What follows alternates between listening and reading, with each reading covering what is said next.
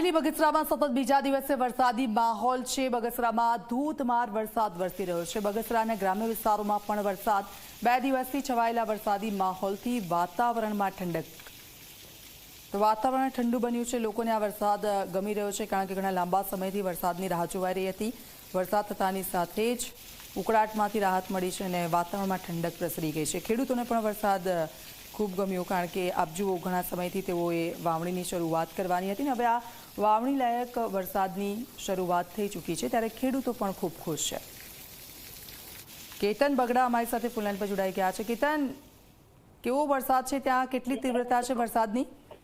દીક્ષિતા, જે રીતે હવામાન વિભાગે વરસાદની આગાહી આપી છે તેને લઈને ખાસ કરીને ધારી અને આસપાસના જે ગ્રામ્ય વિસ્તારો છે તેમાં વરસાદ સવારથી વરસી રહ્યો છે।